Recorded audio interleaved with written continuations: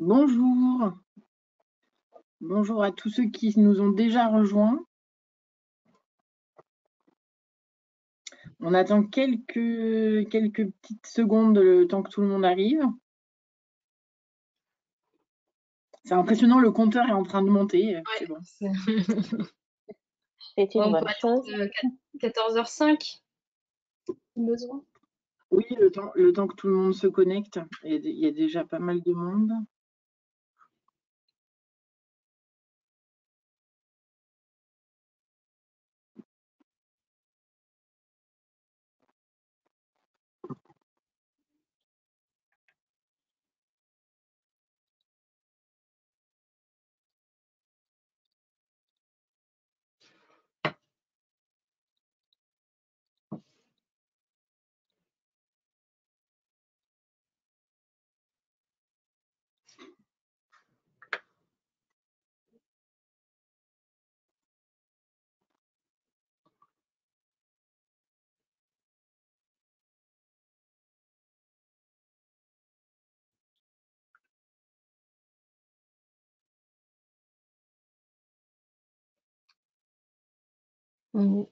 Je pense que ça a l'air de se stabiliser.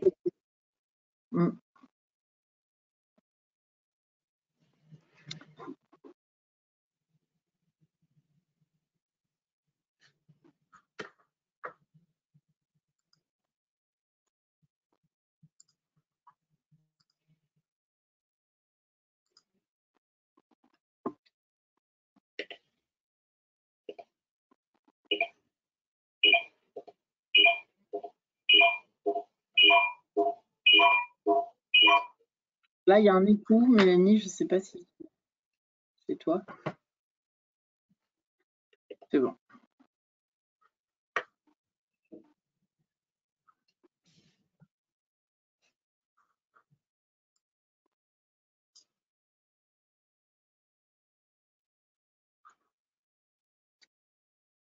Donc, il y a les questions, il y a la partie questions pour les questions et le chat pour la partie chat. En fait, dans le chat, ça s'affichera les questions et les réponses. D'accord, ok.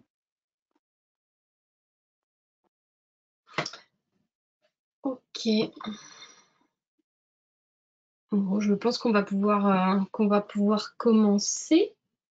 Bonjour à tous et bienvenue pour ce webinaire, enfin ce premier webinaire organisé par le groupe PAIN, donc pérennisation de l'information numérique, dépendant de l'association Aristote. On a voulu organiser ces 3 sessions pour vous parler d'outils de préparation des entrées d'archivage numérique, puisqu'on se rend compte aujourd'hui que les services commencent à avoir des outils pour l'archivage, des systèmes d'archivage numérique, et leur besoin, c'est aujourd'hui de pouvoir faire plus facilement des entrées au sens un peu matériel, c'est-à-dire préparer des paquets d'archives à conserver dans leur SAE. Et pour des services n'ayant pas de SAE, préparer des paquets qui pourront un jour être intégrés dans un SAE. Donc, voyant que cette problématique est de plus en plus importante pour les services d'archives, on a décidé de vous proposer ces 3 webinaires pour vous présenter les 3 principaux outils sur lesquels des services publics ou des services d'archives travaillent depuis ces dernières années.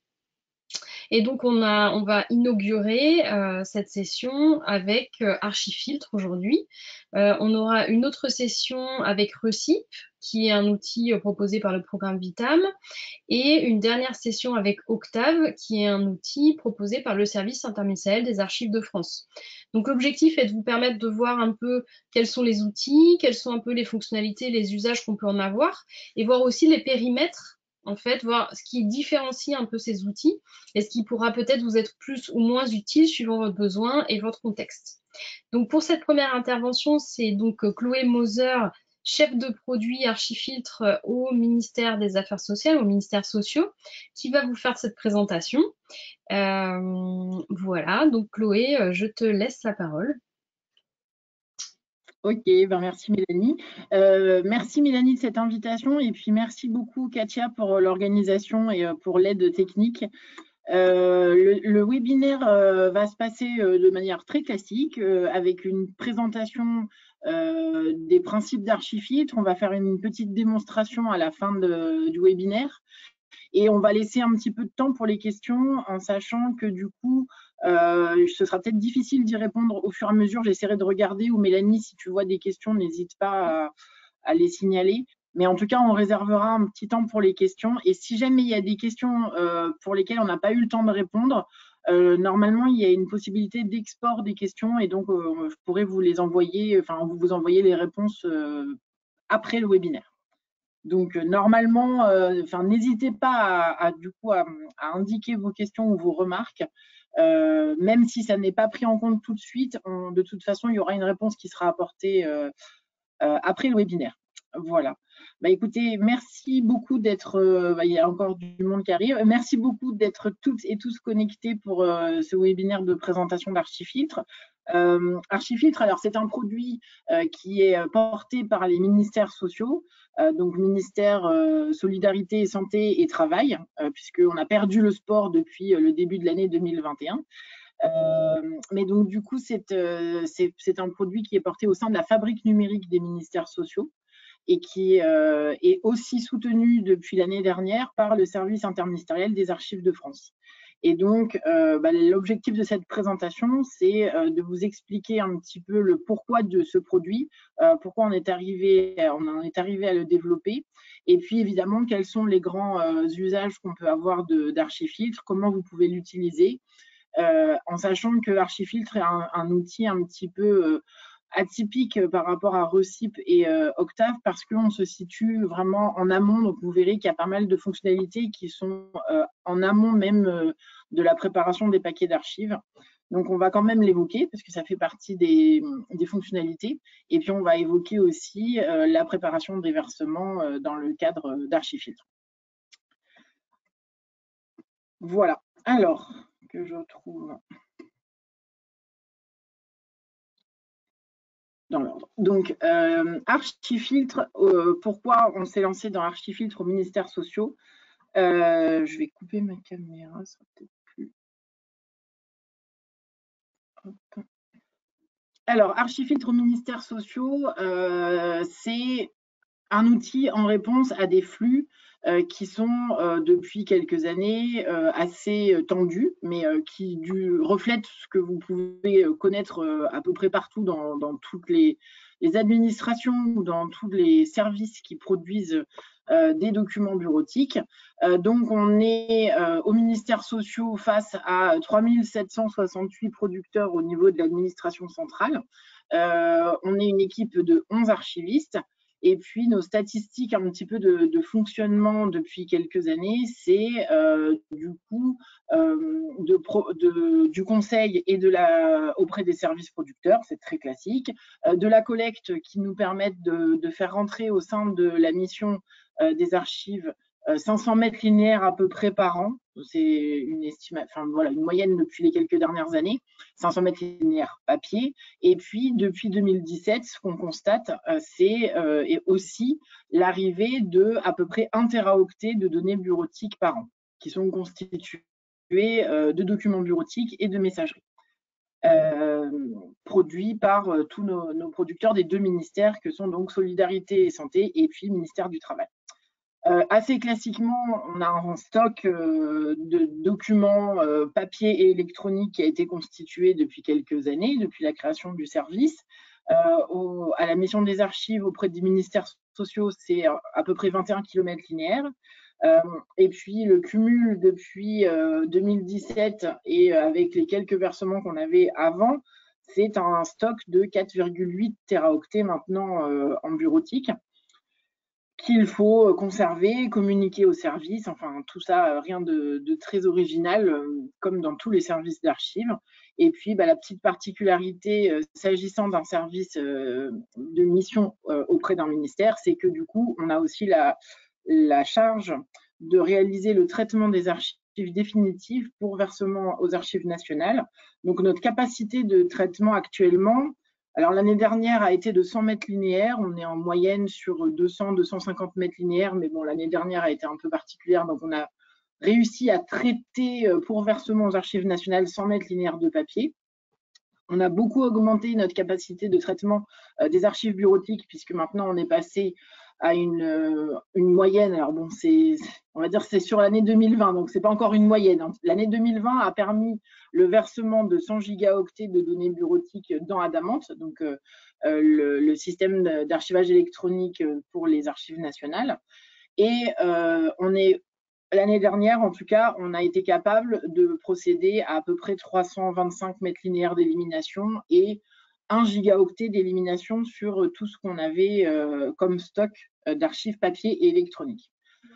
On est une équipe de 11 archivistes en tout, ce qui est déjà pas négligeable, mais c'est une équipe qui n'arrive pas à faire face à l'accumulation de tout ce travail, autant en tant qu'archive papier, autant au niveau des archives bureautiques. Et donc, Archifiltre nous aide déjà à pouvoir passer du côté des archives bureautiques et de la préparation des archives bureautiques, mais on a encore besoin d'améliorer le process pour être de plus en plus efficace et pouvoir traiter et verser plus rapidement la totalité des entrées numériques qui arrivent aux ministères sociaux. Donc voilà un petit peu le schéma dans lequel s'inscrit le développement d'Archifiltre. Si j'arrive à passer à la suivante. Hop.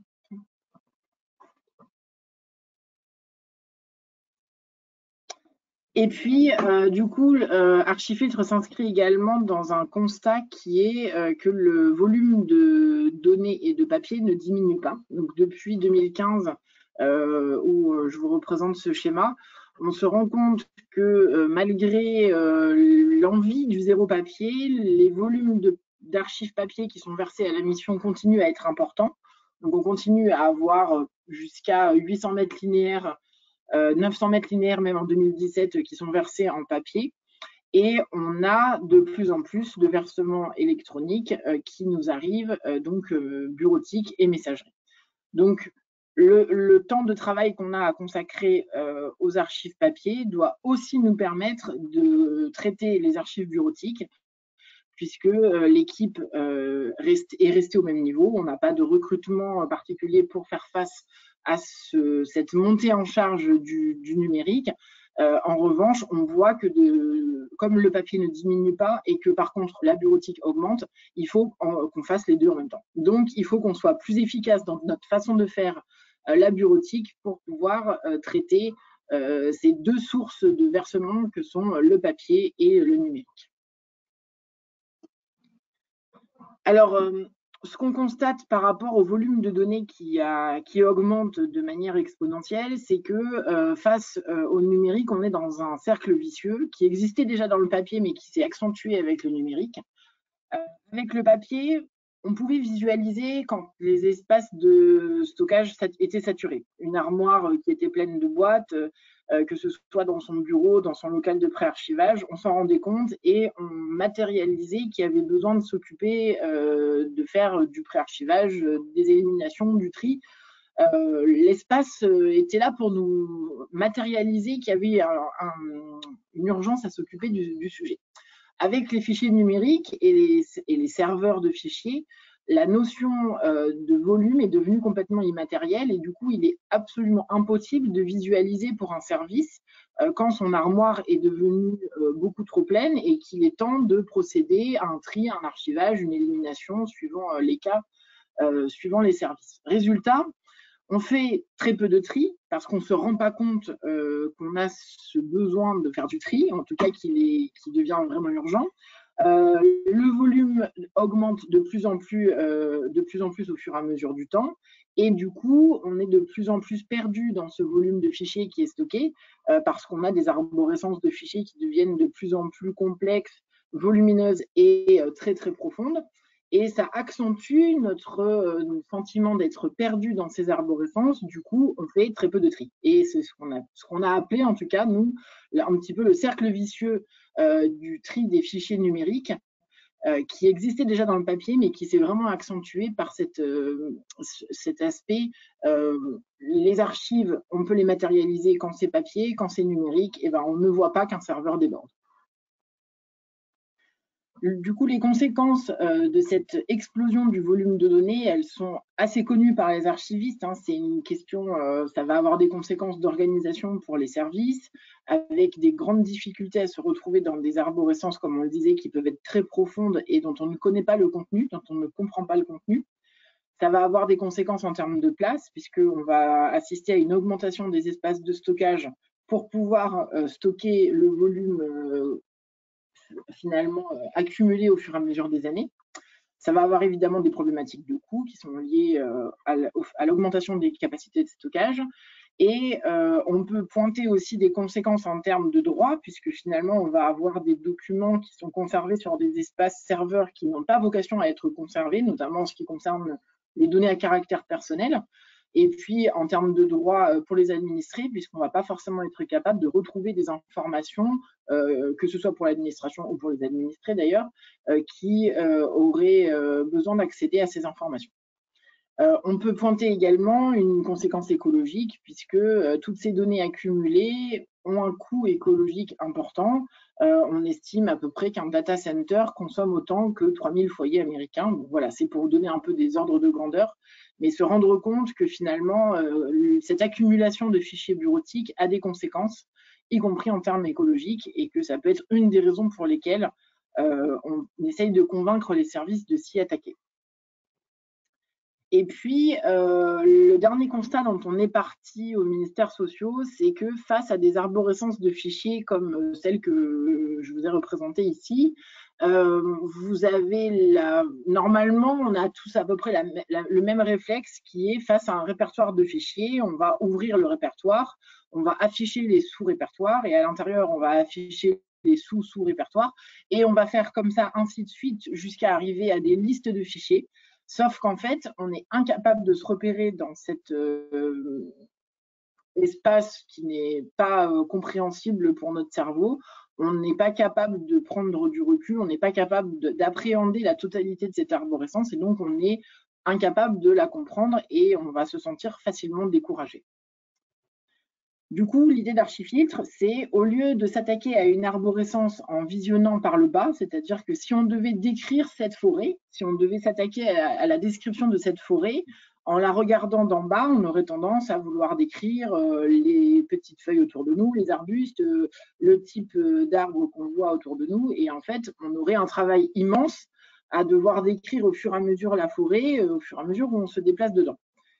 L'objectif, l'idée avec Archifiltre, c'est de prendre de la hauteur, de se placer au-dessus de la forêt pour arriver à décrire des grands ensembles et repérer la façon dont cette forêt est organisée, savoir qu'il y a un lac, une clairière, une partie de conifères, une partie avec un parking, enfin voilà, comment est composée la forêt. Et pour pouvoir faire ça, on ne peut pas le faire en étant à pied par en bas, on le fait en prenant de la hauteur. Pour visiter un lieu, on le fait avec une carte qui nous permet d'avoir une vision macro, on ne le fait pas forcément en découvrant à pied tout seul. Donc c'est un peu la même idée avec Archifiltre. Pour découvrir une arborescence de fichiers, en fait, on ne va pas y arriver en le faisant, en ouvrant des fichiers un par un et en essayant de comprendre des petits répertoires un par un. Il faut arriver à avoir une vue d'ensemble pour envisager la totalité de l'arborescence de fichiers. Et c'est ce que Archifiltre nous permet de faire, puisque Archifiltre, c'est un outil de visualisation.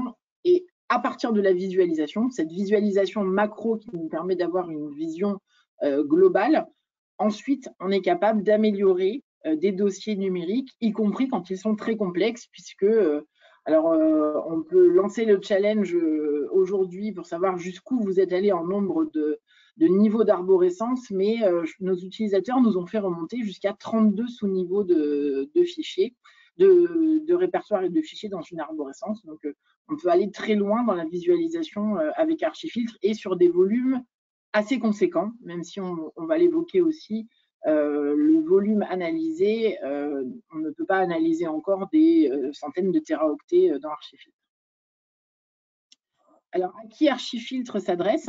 Alors d'abord, c'est un outil qu'on a conçu pour les archivistes. On est parti de notre expérience métier, on est parti des besoins des utilisateurs dans notre réseau, en collectivité, en ministère, auprès d'opérateurs, dans des entreprises, des consultants, des personnes habituées à manipuler les fichiers. Et on a conçu cet outil pour ce premier public. Et en fait, en le développant, on s'est rendu compte qu'il y avait d'autres publics qui étaient intéressés par cet outil, les services informatiques, qui d'ailleurs peuvent avoir eux aussi des outils équivalents ou qui font à peu près la même chose. Mais disons que eux, leur intérêt pour un outil comme Archifiltre, c'est qu'ils vont gérer les serveurs de services ou des organisations dans lesquelles ils travaillent. Et donc, ils connaissent et ils comprennent le besoin de faire du tri sur des serveurs de fichiers, mais ils ne savent pas forcément comment le faire. Et du coup, Archifiltre va leur permettre de proposer aux services qui veulent s'attaquer au tri de leurs arborescences de fichiers un outil qui va les aider à s'attaquer à ce tri. Ça ne va pas le faire à leur place, ça n'est pas un outil d'intelligence artificielle, mais par contre, c'est un outil qui va permettre de passer ce cap de l'analyse qui était impossible tant qu'on n'avait pas de vision d'ensemble. Donc ça, on s'en est rendu compte finalement que les services informatiques étaient également des utilisateurs d'Archifiltre ou qui pouvaient être intéressés par Archifiltre. Ensuite, on s'est rendu compte que finalement, les services producteurs eux-mêmes, quand ils doivent s'attaquer au tri d'un espace serveur ou même à la compréhension quand ils arrivent en poste et qu'ils ne connaissent pas l'arborescence de fichiers de leur service, peuvent être intéressés par un outil comme Archifiltre parce que ça leur permet de comprendre comment est constituée cette arborescence de fichiers et de pouvoir la manipuler, chercher des éléments et ensuite éventuellement l'améliorer, la trier, tout ce qu'on peut faire avec une arborescence de fichiers, c'est-à-dire chercher, travailler et puis ensuite éventuellement faire du tri, faire des éliminations. Donc ça, c'est des utilisateurs auxquels on ne pensait pas forcément au début, mais pour lesquels on essaye de plus en plus d'avoir des retours parce qu'effectivement, quand on leur met Archifiltre, qui est un outil assez intuitif à utiliser, certains, en tout cas, peuvent s'en servir et passer justement ce cap de comment je m'attaque à cette masse de documents qui sont sur mes serveurs. Et puis, on s'est rendu compte, en fait, que toute personne qui avait des espaces de stockage, que ce soit un serveur, un disque dur, un NAS, une clé USB, peut être confrontée à cette problématique de devoir comprendre un répertoire complet, qui peut être très volumineux et très complexe, ou pas d'ailleurs, même quand on ne le connaît pas, ça peut être très complexe, même quand on ne le connaît pas, et que dans une situation même à titre personnel, on peut finalement être intéressé par l'utilisation d'un outil qui va nous donner la capacité de comprendre ce qu'on ne connaît pas du tout d'emblée. Donc, n'importe quelle personne, finalement, à titre particulier, peut être intéressée par Archifiltre. Alors, concrètement, qu'est-ce que nous permet de faire Archifiltre? Donc, je l'ai dit plusieurs fois, mais c'est vraiment l'étape indispensable. Nous, on est parti de ce constat quand on a commencé à développer Archifiltre, c'est que pour pouvoir traiter des arborescences, il faut pouvoir les comprendre. Et si on ne comprend pas une arborescence, on n'est pas capable de faire quoi que ce soit, ni d'éliminer, ni de verser, ni de décrire, ni de rechercher. Donc, la première chose, c'est appréhender ces arborescences. La deuxième chose, une fois qu'on a appréhendé, c'est de pouvoir enrichir les métadonnées disponibles. Sur des arborescences de fichiers, on a énormément de métadonnées déjà existantes. C'est très précieux, il y a plein d'informations, mais ces informations ne sont pas forcément celles qui vont être pertinentes à utiliser, et notamment quand on est dans le cadre de la préparation d'un versement. La façon dont une arborescence est nommée peut être tout à fait intelligible pour un service, ou pas, mais en tout cas, même si elle est intelligible, elle n'est pas forcément pertinente à comprendre pour quelqu'un qui n'est pas dans le service. Et du coup, l'archiviste ou l'utilisateur d'Archifiltre peut se servir de l'outil pour apporter des métadonnées supplémentaires pour permettre l'utilisation de cette arborescence à un public différent de celui pour lequel il a été conçu. Donc, si vous avez une arborescence de fichiers avec tout le nommage qui permet de s'y retrouver, nous, on peut venir apporter des compléments pour mieux comprendre cette arborescence.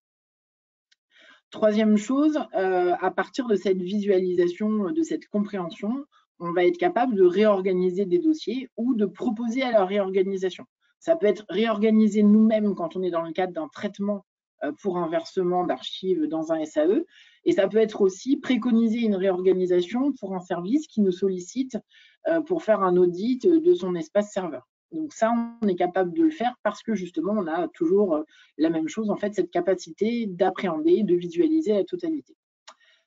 Une autre fonctionnalité qui nous a été demandée par les utilisateurs quand on a commencé à développer Archifiltre, c'est la capacité d'identifier les redondances. On s'est rendu compte que c'était intéressant de pouvoir identifier des documents qui étaient en double et aussi des répertoires qui étaient en double, de pouvoir identifier des éléments qui prennent de la place et qu'on pourrait facilement éliminer sans avoir à trop se poser de questions de manière automatique. Et donc, Archifiltre nous permet pour l'instant d'identifier les redondances. Donc, on a encore du travail à faire pour accélérer, on va dire, pour un petit peu automatiser l'élimination des redondances, mais en tout cas, au moins pour l'instant, on les identifie. Ce qui est d'ailleurs très précieux quand on est sur des audits de serveurs pour les services. Donc ensuite, un élément à savoir, c'est que Archifiltre est un outil qui permet de travailler sur une image des fichiers. On n'intervient pas du tout sur les fichiers eux-mêmes. C'est vraiment quelque chose qu'on a voulu au départ pour ne pas briser la confiance avec le service, pour ne pas faire des actions qui seraient sur lesquelles il serait difficile de revenir. Donc, on travaille sur une image. Du coup, tout ce qu'on fait dans Archifiltre, il faut qu'on puisse l'exporter pour pouvoir le réutiliser derrière. Sinon, ça n'a aucun intérêt. On a juste travaillé sur une image et on ne peut rien en faire de plus. Donc, la cinquième grande fonctionnalité, on va dire, c'est tout ce qui est export. Export pour la réorganisation, export pour l'audit de répertoire et export pour le versement de paquets correctement dans le bon format. Je ne vais pas détailler maintenant, mais les bons formats pour pouvoir verser dans un SAE. Et puis, dernière fonctionnalité, qui est aussi de l'ordre de la fonctionnalité des exports, ça va être de générer des rapports d'audit qui sont déjà préparés, mais qu'après on peut améliorer pour pouvoir donner cette vision globale également à un service hors Archifiltre. Donc, comme je vous le disais, Archifiltre ne modifie pas les dossiers d'origine, mais permet de structurer et de stimuler le résultat et ensuite de pouvoir l'appliquer en réel dans le répertoire d'origine. Donc, Archifiltre, si on schématise, depuis les serveurs jusqu'aux archives, ça va être, quand on part d'une situation où on a des serveurs de fichiers non triés, comme on l'a vu, c'est quand même la plupart du temps ce qui nous arrive, que ce soit parce que les services ont laissé s'accumuler les fichiers ou parce qu'ils n'ont pas fait de tri, ou que ce soit parce que plus personne ne sait ce qu'il y a dedans. Ça a été laissé par un collègue quand il est parti, personne n'est allé fouiller à l'intérieur, donc on a laissé s'accumuler comme ça les éléments. Et puis, du coup, Archifiltre va venir au-dessus de ces serveurs de fichiers pour permettre de visualiser et de réaliser un certain nombre d'actions. Donc, on va visualiser l'ensemble d'un serveur ou l'ensemble d'une arborescence. Et ensuite, ça va nous être utile comme aide à la décision et au tri. Une fois qu'on est capable de comprendre, on est capable de décider, en tant qu'archiviste notamment, on sait appliquer notre savoir-faire qui est de savoir repérer des documents éliminables, des documents dont la durée de conservation est échue et de pouvoir le mettre en pratique en sachant que les documents, où sont stockés les documents et quel est le volume de documents concernés. Et puis, donc ça va nous permettre de faire des repérages de redondance, comme je le disais, d'enrichir les métadonnées, et ça va nous permettre aussi, dans Archifiltre, de faire des recherches plus fines que ce qu'on peut avoir sur des serveurs de fichiers. Et ensuite, les trois grandes actions à partir d'Archifiltre, ça va être de réaliser ces paquets d'archives. Quand on a sélectionné, donc ça nous a aidé à sélectionner ce qui était à verser. On est capable du coup de prendre ces éléments sélectionnés pour les verser, de les décrire, d'enrichir les métadonnées associées à ces documents et de pouvoir les préparer dans un format adéquat pour le versement, quel que soit le SAE. Donc, système d'archivage électronique Vitam, on peut aussi le faire avec Azalae et ça peut être aussi compatible avec des éditeurs privés pour ceux qui n'auraient pas Vitam ou Azalae. On pourra le détailler un tout petit peu plus tard sur la partie démo. Deuxième types d'actions. Donc, première action, on est capable d'identifier ce qui est à verser et on prépare les paquets pour verser. Deuxième action, celle de l'archiviste, on est capable d'identifier également ce qui est à éliminer. Archifiltre nous permet d'éditer une liste des documents qu'on a repérés comme étant éliminables. On peut ensuite, à partir de cette liste, éditer un bordereau d'élimination, l'envoyer à son CST pour le faire valider et au service également pour le faire valider. Et ensuite, voilà, appliquer la destruction. On peut le faire depuis la dernière version à partir d'Archifiltre, mais comme je vous le disais, Archifiltre étant une image, on va faire les actions dans les répertoires d'origine. Je vous montrerai ça dans la démonstration. Et puis, du coup, on a repéré ce qui était à verser, on a repéré ce qui était éliminé. On peut aussi, avec Archifiltre, du coup, donner des éléments pour mieux organiser les serveurs de fichiers, puisqu'il peut y avoir une partie des éléments qui ont vocation à rester en tant qu'archive courante ou intermédiaire sur des serveurs de fichiers des services. Et pour cette partie-là, Archifiltre peut aussi être utile pour réorganiser l'arborescence, donner des préconisations d'amélioration de la profondeur, de l'organisation, du nommage, etc. Donc, finalement, on intervient sur les différents champs, versement, élimination, et ce qui reste dans l'organisation courante des services. Alors, quelques chiffres sur Archifiltre avant de passer à la partie démo. Alors, c'est une start-up d'État qui est du coup dans la fabrique numérique, comme je vous le disais, qui a commencé en 2018 comme un défi EIG, c'était le défi entrepreneur d'intérêt général. Donc ça fait qu'on est en développement depuis 3 ans. On a développé beaucoup de fonctionnalités et ce sont uniquement des fonctionnalités qui ont été développées par rapport à ce que les utilisateurs nous ont demandé. Nous, on est parti d'un constat de départ qui était qu'il y avait un besoin d'outillage, mais finalement, tout ce qu'on a développé, c'est ce que les utilisateurs nous ont dit qu'ils aimeraient avoir pour leur permettre de réaliser leurs fonctions, notamment d'archiviste, puisque c'est surtout avec les archivistes qu'on a travaillé pour l'instant. L'outil a été téléchargé de plus de 8000 fois depuis début 2020, où on a nos statistiques, on ne les a pas avant, donc on ne peut pas les calculer. On a fait plus de 100 présentations de l'outil. On a une bonne évaluation par les utilisateurs qui apprécient l'outil et qui, en tout cas, le juge indispensable. Une partie estime que sans cet outil, on ne pourrait pas faire un certain nombre de choses. Donc on a plutôt une bonne satisfaction des utilisateurs par rapport à l'outil. Et dernier chiffre que je voulais vous présenter aujourd'hui, on a eu près de 30 000 exports qui ont été réalisés dans Archifiltre depuis début 2020. Donc, ça va être des exports pour réaliser des paquets pour un SAE, ça peut être des exports pour faire des audits dans les services, pour faire des récollements des fichiers. Donc, il y a plein de types d'exports que je vais vous montrer. Mais il y en a eu près de 30 000 qui ont été réalisés depuis 1 an et demi. Donc, c'est assez vertigineux comme chiffre pour nous, mais ça montre qu'on est face à un outil qui a trouvé son public et qui répond à un vrai besoin. Notre ambition pour la suite, c'est de continuer à développer l'outil pour devenir la référence de l'organisation des fichiers, que ce soit pour du versement ou pour du courant. Hein, vous l'avez vu, Archifiltre est utile pour les deux. Donc, on est en train de regarder comment s'interfacer avec des offres de stockage de type Office 365 ou Google Drive ou des choses comme ça. On est en train de voir comment élargir également le champ sur les messageries, parce que pour l'instant, Archifiltre ne répond pas du tout à la problématique des messageries.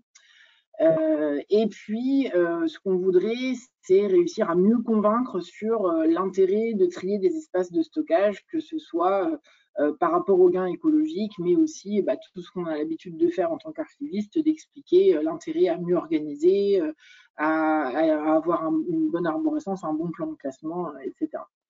Notre objectif pour demain, c'est de mieux collaborer aussi et de travailler avec notamment Vitam ou les autres développeurs de SAE pour des interconnexions qui sont plus faciles et qui demandent moins de travail qui pour l'instant peut être un peu fastidieux. Et puis on travaille aussi en collaboration avec la BNF et puis les archivistes d'autres pays pour développer des formats autres que celui du CEDA qu'on utilise en France, le format METS notamment, qui va intéresser des archivistes autres que français. Alors, c'est parti pour une petite démo. Alors, je vais juste, avant la démo, finaliser ce que je voulais vous dire dans le PowerPoint. Comme ça, je switch après sur la partie démo. Donc, sur les utilisateurs et utilisatrices, j'insiste pas plus. De toute façon, vous aurez les éléments dans le PowerPoint. Mais c'est quelque chose qu'on présente quand même parce que ça nous est très important. On développe avec les utilisateurs et pour eux. C'est-à-dire qu'à un moment donné, c'est un produit porté par les ministères sociaux, mais ce n'est pas du tout le produit des ministères sociaux. Ça n'aurait aucun intérêt de développer un produit pour 11 archivistes. Et donc, nous, c'est pour ça qu'on fait un gros travail de présentation parce qu'on veut que cet outil soit le vôtre et qu'il corresponde vraiment à ce que vous cherchez. Alors, s'il ne correspond pas, ce n'est pas grave. Enfin, je veux dire, on a besoin de le savoir aussi parce que quand les utilisateurs nous disent les problématiques qu'ils rencontrent et les besoins qu'ils peuvent avoir, c'est ce qui nous permet, nous, de sélectionner ce qui va être développé dans les prochaines versions d'Archifiltre. Et donc, chaque version d'Archifiltre est issue de toutes les propositions, de toutes les remarques, de tous les bugs signalés par nos utilisateurs. Donc, cette partie remontée par les utilisateurs est vraiment au cœur du travail de l'équipe Archifiltre. Équipe Archifiltre qui du coup est solide puisqu'elle existe depuis du coup maintenant 2 ans. On est sur une équipe qui est stable, des développeurs qui connaissent le produit, qui connaissent le métier maintenant, qui savent ce que c'est être archiviste et intervenir auprès des services. Alors bon, ils ne font pas notre place, mais en tout cas maintenant ils ont bien compris quels étaient nos enjeux. Et donc, on est appuyé par des experts métiers archivistes, donc au sein des ministères sociaux, où on peut aussi solliciter des experts dans tout le réseau des archives, finalement, qui peuvent venir en complément. Donc moi, je suis product owner, chef de produit d'Archifiltre, et puis je travaille avec donc, des développeurs, une designeuse, UX designeuse, et puis des centaines d'utilisateurs et d'utilisatrices. Alors on dit des centaines parce qu'on n'est pas capable de les calculer. Il n'y a pas de remontée de données à caractère personnel dans Archifiltre, aucune statistique possible là-dessus, donc on n'a pas le chiffre précis du nombre d'utilisateurs, on ne sait que le nombre d'utilisations. On ne sait pas encore, on ne peut pas savoir le nombre d'utilisateurs. Mais on sait qu'il y en a à peu près 2000 par mois d'utilisation, donc on estime qu'il y a à peu près 2000 utilisateurs d'Archifiltre, même si ce n'est pas un raccourci qui est exactement correct dans ce cas-là. Et avant de passer à la partie démo, un petit élément pour insister sur la façon dont nos utilisateurs et utilisatrices peuvent être partie prenante dans le développement d'Archifiltre. Donc, on a la possibilité de vous écouter, de recueillir vos besoins, vos retours, vos tests à différents moments. Donc, on a normalement des Open Labs. C'est compliqué avec la situation à distance. On n'a pas encore trouvé le bon format pour en faire des corrects, mais on y réfléchit et on espère pouvoir vous en proposer bientôt. On peut aussi faire des séances de tests, alors individuelles ou avec des petits groupes au sein de votre service. On peut faire des sessions de formation à la demande, il n'y a pas de problème. On essaye d'organiser de temps en temps des questions-réponses sur LinkedIn ou sur les autres réseaux sociaux. Et puis surtout, on a un mail Archifiltre sur lequel on recueille toutes vos questions, vos remarques, vos retours. On essaye de répondre rapidement et en tout cas, c'est un lieu par lequel nos utilisateurs nous font remonter beaucoup de choses. Donc, n'hésitez pas à rejoindre ce cercle des utilisateurs, que ce soit pour nous demander une session de formation, pour nous poser des questions, pour rejoindre un Open Lab le jour où on arrivera à nouveau à vous proposer quelque chose de dynamique et sympathique à distance. Pour l'instant, on n'a pas encore trouvé le bon schéma. Mais en tout cas, vos retours sur les réseaux sociaux, par mail ou dans ces lieux de rencontre virtuels ou présentiels sont ce qui fait le carburant de l'équipe. Donc, on espère vraiment que vous aurez envie de venir nous rejoindre. Du coup, je vais passer à la partie démo. Avant, je vous dis juste que l'outil est téléchargeable sur le site Archifiltre. Je vais switcher sur le site pour vous montrer comment ça se passe. Donc, vous avez sur le site Archifiltre la possibilité de télécharger l'outil. Normalement, ça va vous télécharger la bonne version adaptée à votre système d'exploitation. Si jamais vous avez besoin d'une autre version, vous avez le détail de toutes les versions disponibles ici. en sachant que du coup, on peut soit avoir des versions de Windows, Linux ou Mac, soit 32 bits ou 64 bits pour Windows, soit vous avez aussi la possibilité d'installer Archifiltre en script d'import. Du coup, ça, c'est plutôt utilisé par les DSI, les DNUM, pour pouvoir faire tourner Archifiltre et vous générer des exports utilisables par l'archiviste. Ça existe depuis quelques mois et c'est très pratique quand on n'a pas forcément les droits de lecture sur les serveurs. Donc, le site vous permet de télécharger l'outil. Le site vous permet d'accéder à la documentation sur le wiki qui est très détaillée, peut-être trop. Donc, du coup, on a aussi des retours des utilisateurs sur la documentation pour pouvoir l'améliorer. L'avantage, c'est qu'à chaque version, vous avez une documentation qui est à jour de toutes les nouvelles fonctionnalités. Vous avez un lien vers nos différents réseaux sociaux, notamment les petites vidéos qui vous permettent de comprendre quelques petites fonctionnalités. Et puis, si vous avez des besoins complémentaires sur la documentation, c'est comme pour Archifiltre, n'hésitez pas à nous les soumettre. Voilà pour ce que je voulais vous présenter et je vous fais une petite démonstration du fonctionnement de l'outil. Alors, Archifiltre, ce qu'il faut savoir, c'est que du coup, c'est un exécutable qui se lance depuis, vous le téléchargez sur votre ordinateur, vous double-cliquez sur l'exécutable. Pour l'instant, ça fonctionne comme ça. Et vous allez pouvoir déposer des arborescences à analyser. Donc là, j'en ai lancé un et je vais en lancer un deuxième.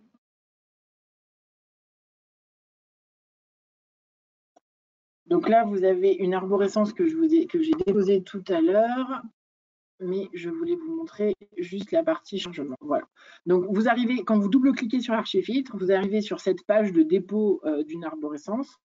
Donc vous pouvez soit venir faire un drag and drop ici, déposer votre dossier, soit vous pouvez parcourir et aller chercher un nouveau répertoire à analyser. Du coup, on va faire hop. Voilà, sélectionner le dossier et puis ensuite le chargement se lance et voilà, vous pouvez annuler le chargement, ça a été demandé par une de nos utilisatrices et puis le chargement continue et vous allez avoir cette arborescence qui s'affiche de cette manière avec à l'écran ce qu'on visualise les stalactites qui vous permettent de visualiser l'ensemble de l'arborescence, donc le premier niveau de l'arborescence qui est le dossier que j'ai déposé qui s'appelle gouvernance projet et à l'intérieur les sous-dossiers en jaune et puis les fichiers qui vont avoir différentes couleurs suivant la catégorie dans laquelle ils se trouvent. Donc ce qui est rouge, c'est présentation PDF, tout ce qui est bleu, ça va être traitement de texte, les fichiers en vert, c'est des documents Excel, tableur, tout ce qui est violet, c'est plutôt ce qui est multimédia.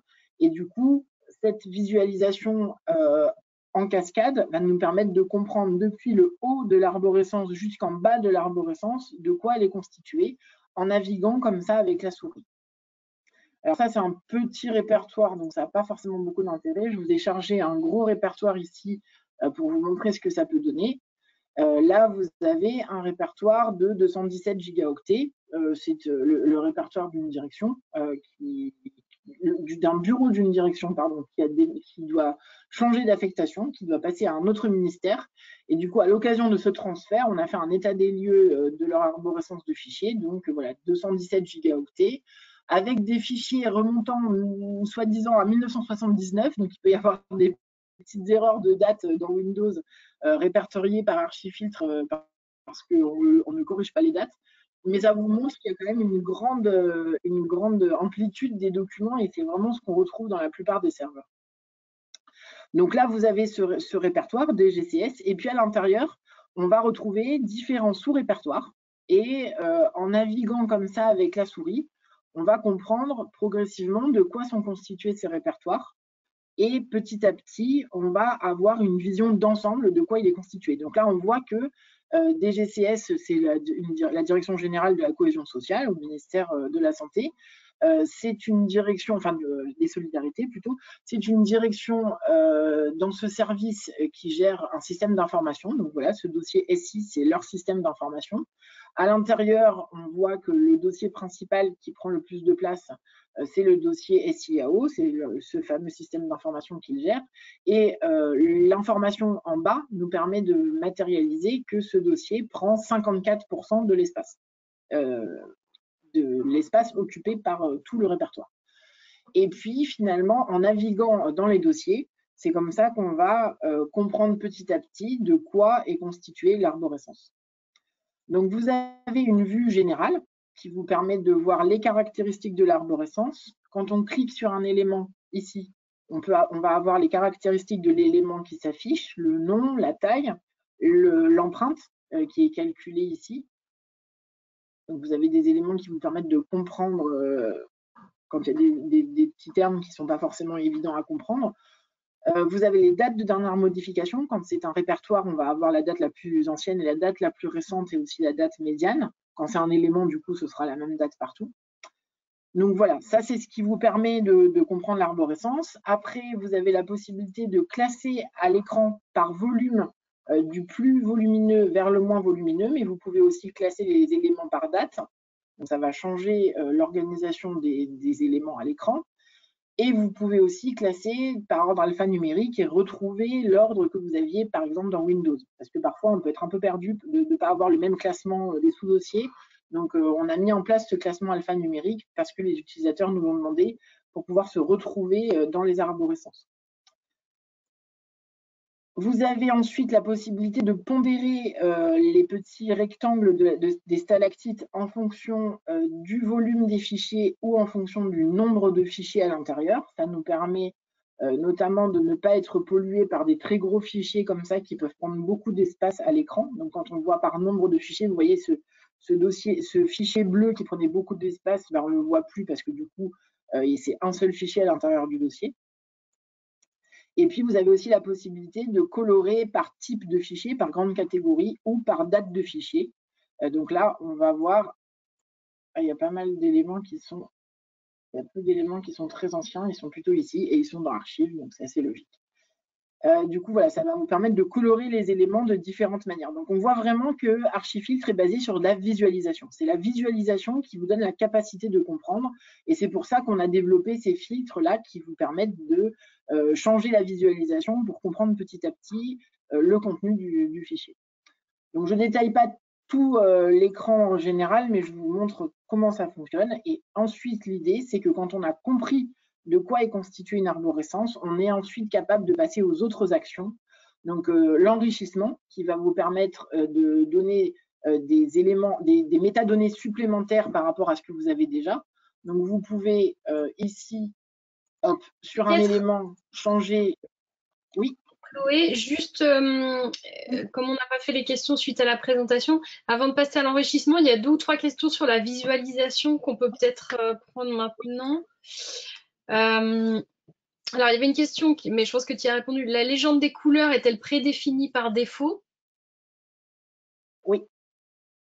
Alors, du coup, la légende des couleurs, vous pouvez la retrouver sur le wiki. Et sinon, la petite astuce pour la voir aussi, c'est dans l'onglet Audit, où vous avez ici les couleurs qui vont se retrouver avec le détail. Donc là, vous voyez que le bleu, c'est tout ce qui est document. Le bleu turquoise, c'est tout ce qui est messagerie. Le vert, tableur. Et sinon, le détail de toutes les catégories de fichiers avec les couleurs sont dans le wiki avec toutes les extensions qui sont prises en compte par grande catégorie. La deuxième question, c'était plus un bloc est large, plus il y a d'éléments à l'intérieur. Alors, quand on est en pondération par volume, ici c'est le cas, et du coup je vais vous montrer sur ce dossier, ça sera plus parlant. Ici, vous avez à l'intérieur de ce dossier, ici, là, celui-là plutôt, 46 fichiers. Et sauf qu'à l'écran, on n'en voit qu'un seul. C'est ce bleu turquoise, c'est une messagerie. C'est un PST, le PST d'une personne d'ailleurs, qui n'a rien à faire sur un serveur de direction. Et donc, ce fichier, il est tellement gros qu'à l'écran, on ne voit que lui. Du coup, quand on fait une pondération par volume, quand on a un élément qui est très très gros, eh ben, on ne voit que lui et on ne voit pas les 45 autres fichiers qui sont à côté. Donc, à tout moment, on peut double-cliquer pour pouvoir voir les éléments. Mais là, vous voyez que ce fameux fichier est toujours tellement gros qu'en fait, on ne voit pas ce qu'il y a à côté.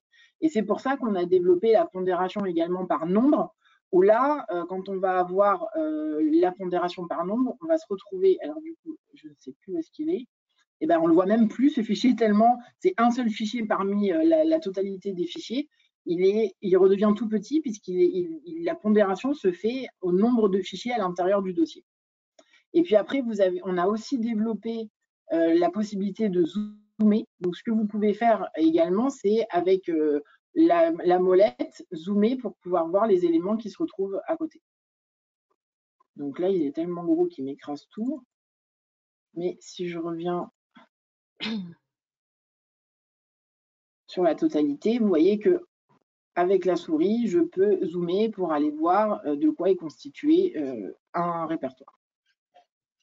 Et puis, vous avez la minimap en bas qui, à chaque fois, vous permet de vous repérer de où vous en êtes avec l'idée de la forêt. C'est toujours pareil, hein. On est dans une forêt, on est perdu, donc on a notre carte en bas qui nous permet de nous rappeler où est-ce qu'on est et tout ce qui nous reste à appréhender pour pouvoir terminer le travail.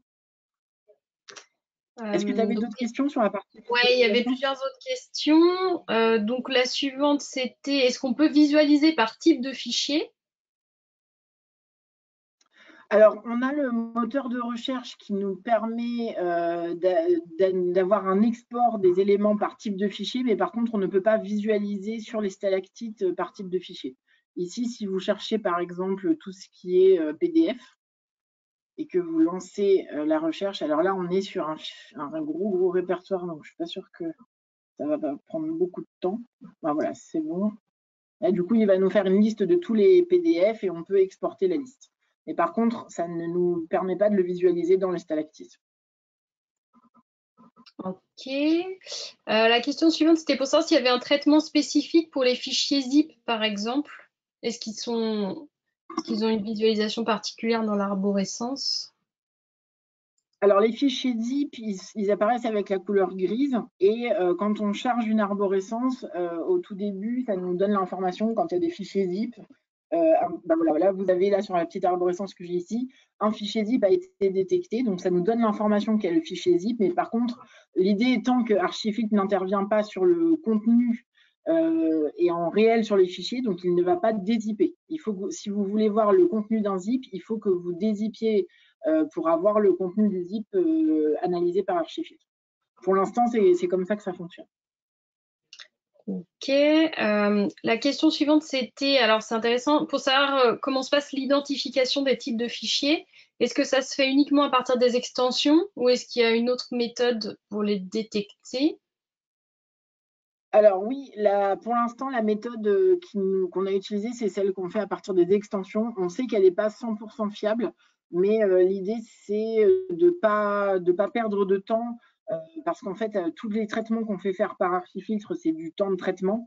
Donc, on est parti dans l'idée de s'attacher à l'extension pour ne pas perdre du temps de traitement à revérifier les bons formats de fichiers, mais on sait qu'il y en a certains qui ne sont pas corrects, effectivement. Et là, on est plus sur le rôle du SAE peut-être. Y a-t-il une limite de taille pour analyser une arborescence? Ouais. Alors du coup, la limite de taille, c'est une vraie bonne question parce que l'outil en principe n'a pas de limite de calcul. La limite de calcul, elle va plus être liée à la machine qui va procéder au calcul. Donc si vous avez un ordinateur bureautique classique, aller jusqu'à 250, 500 gigaoctets, a priori c'est jouable.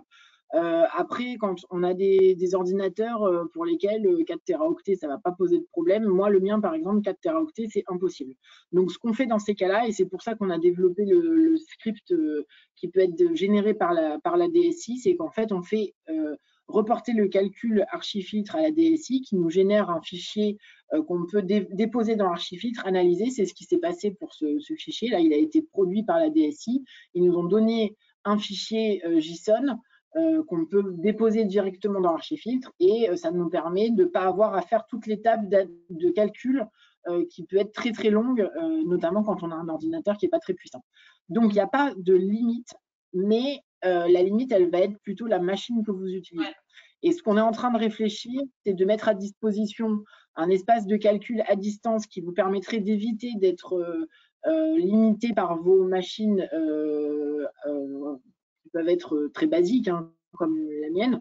Le problème, c'est que potentiellement, on va avoir des données à caractère personnel, donc il va falloir qu'on gère des tonnes de données qui ne sont pas à nous. Et là, c'est un projet en soi, quoi. Donc, on ne s'est pas encore lancé là-dedans, mais on y réfléchit. Ouais, ça pose question aussi de l'équipement des services d'archives pour traiter du numérique, enfin, du matériel, comme on prévoit des salles de tri. Alors, Ouais, la tout à fait. question. Et puis alors nous, on s'est dit qu'on allait avoir un ordinateur très puissant pour faire des gros calculs. Et en fait, en demandant un, on s'est rendu compte que parfois il y avait des choses qu'on ne pouvait pas calculer. Et en fait, c'était des bugs d'archifiltre. Donc, ce qui peut vous arriver, puisque c'est un outil en cours de développement, c'est qu'effectivement, il y a des choses qui ne vont pas fonctionner. C'est normal, c'est agaçant, mais c'est normal. Et du coup, ce qui est super important, c'est qu'on nous fasse remonter les problématiques. Là, on a eu plusieurs utilisateurs qui nous ont signalé un blocage des chargements d'empreintes à 86%. Ça arrive sur pas mal d'arborescence. On a eu 5 remontées sur ce problème, il est en cours d'analyse et ça nous permet de pouvoir investiguer le problème et de proposer un correctif. Donc on espère pouvoir livrer une version corrective bientôt pour corriger cette anomalie. Mais du coup, ça peut arriver aussi que le chargement se bloque à cause d'une problématique d'anomalie.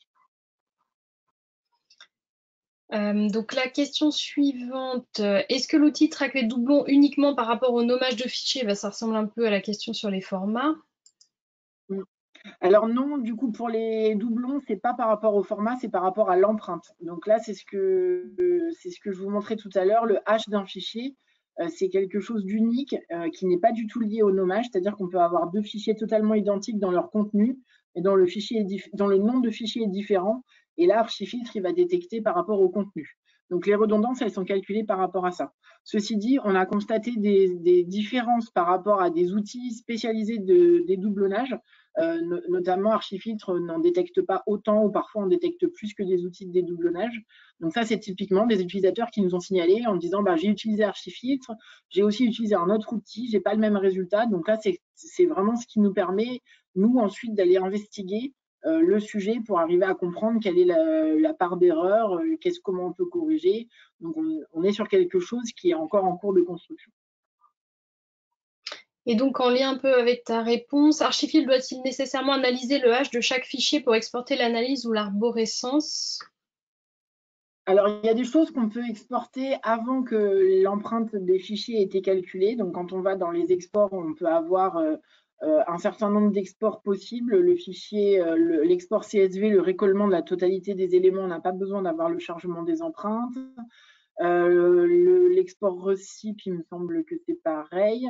Par contre, pour le CSV avec empreinte et le rapport d'audit, on va être obligé d'avoir le calcul des empreintes pour pouvoir les générer. Donc, s'il y a un bug sur le calcul d'empreinte, on ne va pas pouvoir générer ces exports-là. D'où le fait qu'il faut nous les signaler pour qu'on puisse corriger les anomalies.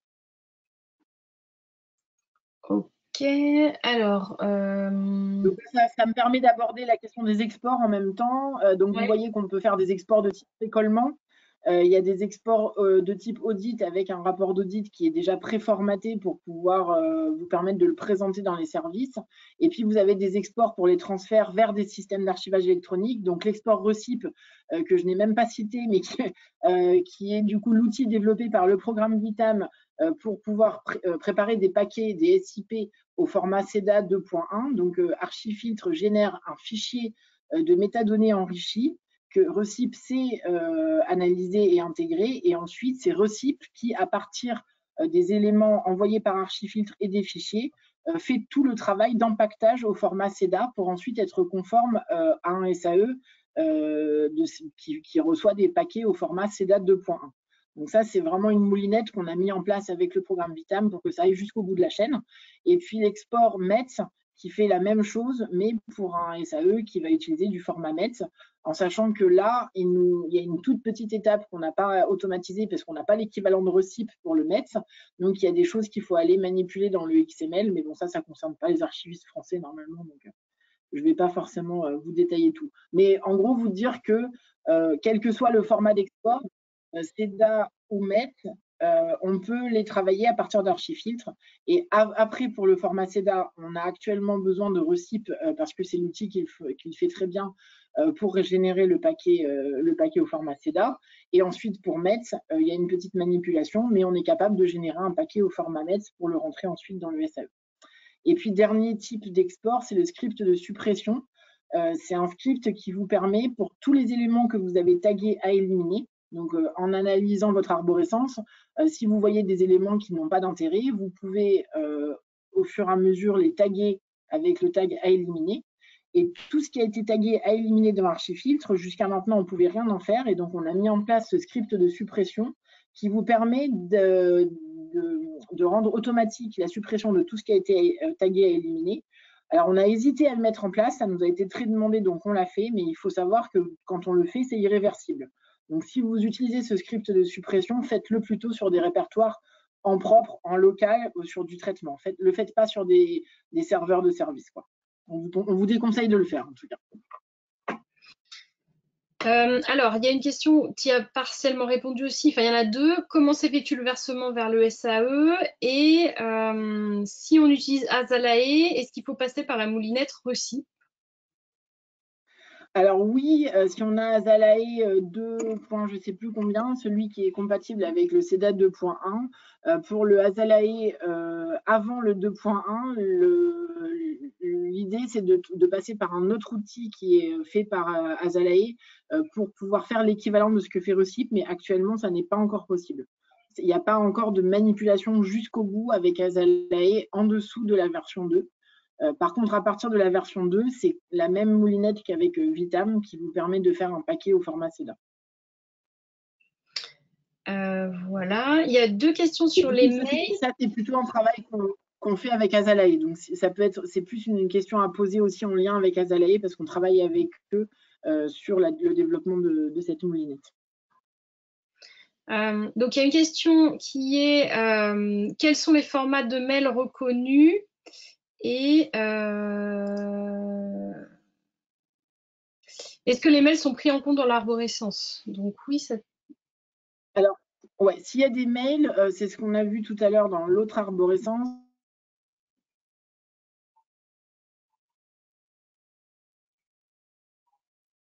Ah.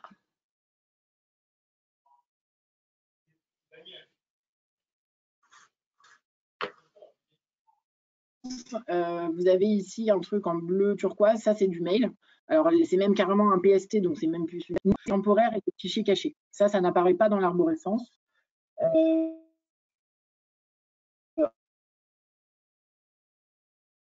On a décidé de ne pas les analyser parce qu'ils n'ont aucun intérêt, que ce soit pour faire de l'état des lieux dans les services ou pour faire du traitement. Sinon, on prend tous les formats existants. En revanche, ce que Archifiltre ne gère pas, c'est l'affichage d'une messagerie complète. Là, vous voyez, la messagerie, elle apparaît comme un fichier et on n'a pas le détail. Et c'est ça qu'on aimerait pouvoir travailler dans peut-être un autre produit, ou en tout cas un produit complémentaire qui nous permettrait de pouvoir travailler le contenu d'une messagerie comme on travaille le contenu d'un répertoire de fichiers. Alors du coup, juste pour finir sur les dernières questions, avant de passer au chapitre suivant, donc il y avait des questions sur le script pour obtenir le fichier JSON que tu as évoqué tout à l'heure, enfin, comment l'obtenir. Est-ce que l'on pourra lancer de nouveau l'analyse depuis un dossier racine Alors oui, le dossier avec la 2.1.1. Ouais, alors le dossier racine, ça a fonctionné à un moment et depuis quelques versions, on ne peut plus déposer un dossier complet à la racine. Donc là, on est en train de travailler dessus. C'est normalement pour la prochaine version. La 3.3, donc là, on en est à la 3.2 et la prochaine version, la 3.3, ne sortira que quand on sera capable de vous proposer le dossier racine.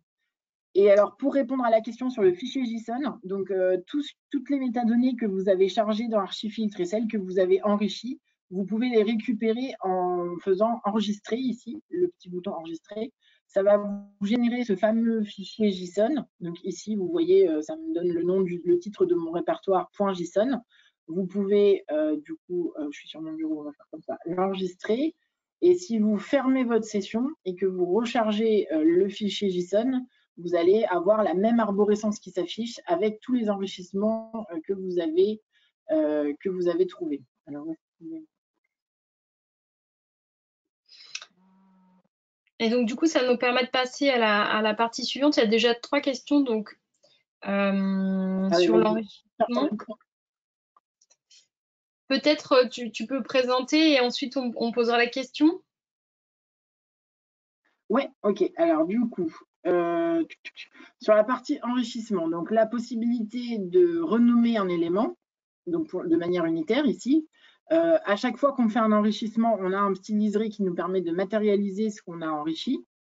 On peut faire une description, ajouter du texte, mettre un commentaire, etc.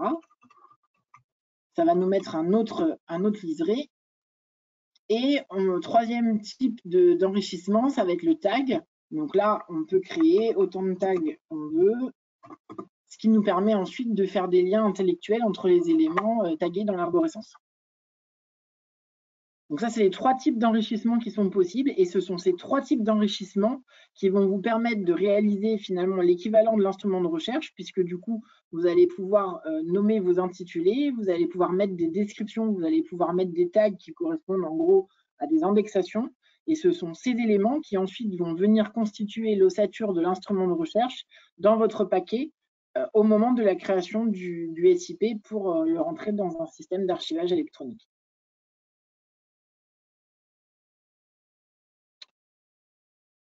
Du coup, je ne sais pas si tu as d'autres questions, Mélanie.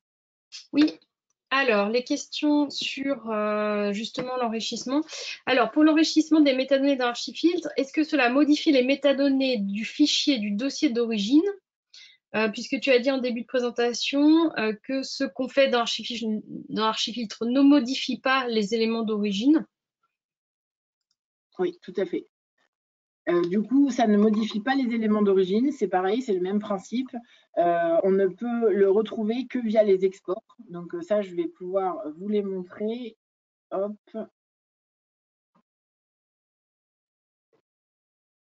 Donc vous avez les exports Excel, CSV, rapport d'audit, et tout ce qu'on fait dans Archifiltre, on le récupère dans nos exports. On peut l'avoir dans les exports RECIP pour faire un SIP pour un SAE, on peut les avoir dans nos récollements. Donc si je mets par exemple ici une description, si je mets un nouveau nom et que je mets un tag, quand je vais générer mes exports, bon, il est en train de calculer les empreintes. Et du coup, je vais vous montrer sur un autre répertoire que j'ai déjà produit. Ce sera plus rapide. Et du coup, vous avez toutes les métadonnées qui sont exportées en même temps que les métadonnées d'origine. Et c'est dans les exports que vous allez pouvoir retrouver tous les enrichissements que vous avez faits.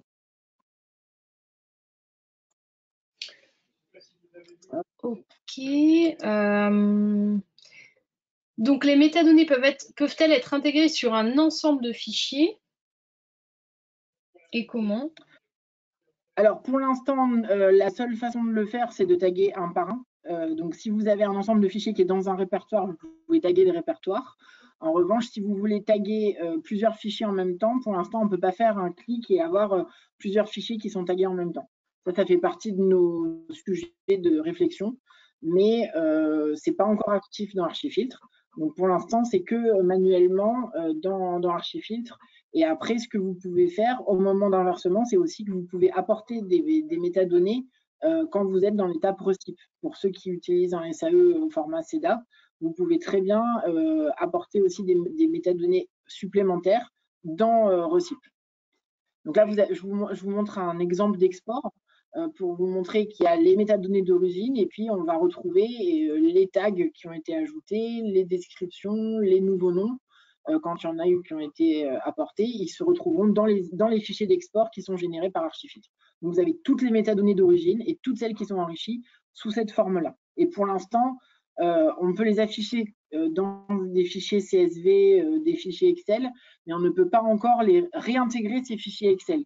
L'idée qu'on est en train de travailler, c'est de pouvoir gérer la modification des métadonnées en masse dans ces fichiers pour pouvoir ensuite les réimporter.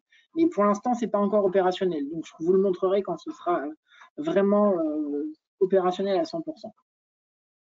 Après, vous avez dans le fichier la possibilité de voir aussi l'arborescence dans un autre onglet. Donc, vous avez plein de choses possibles dans les exports. Et puis après, comme c'est des fichiers Excel, vous pouvez aussi les travailler, les présenter au service, réaliser vous-même des statistiques. Il n'y a pas de souci là-dessus. L'autre type de documents qu'on peut générer à partir d'Archifiltre, c'est ce qu'on appelle le rapport d'audit. Donc ça, c'est un document qui est déjà prêt visuellement à être présenté au service. Donc ça vous donne des éléments génériques sur l'arborescence. Ça peut être intéressant à présenter comme état des lieux ou vous-même au moment d'un traitement pour faire un état des lieux du répertoire. Et puis après, comme je vous le disais, du coup, le troisième type, ça va être le fichier d'export RECIP qui n'a rien d'extraordinaire en tant que tel. C'est un fichier Excel de récollement. C'est juste qu'il est conforme à RECIP et que du coup, il vous permet de pouvoir exporter dans un format que RECIP va comprendre et qui va lui permettre de récupérer l'ensemble des métadonnées enrichies.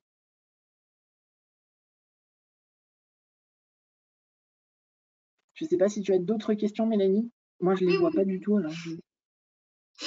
Alors, peut-on réorganiser les éléments d'Archifiltre en vue du classement dans le SAE? Alors oui, merci de la question parce que ça me fait penser que j'ai oublié de le présenter.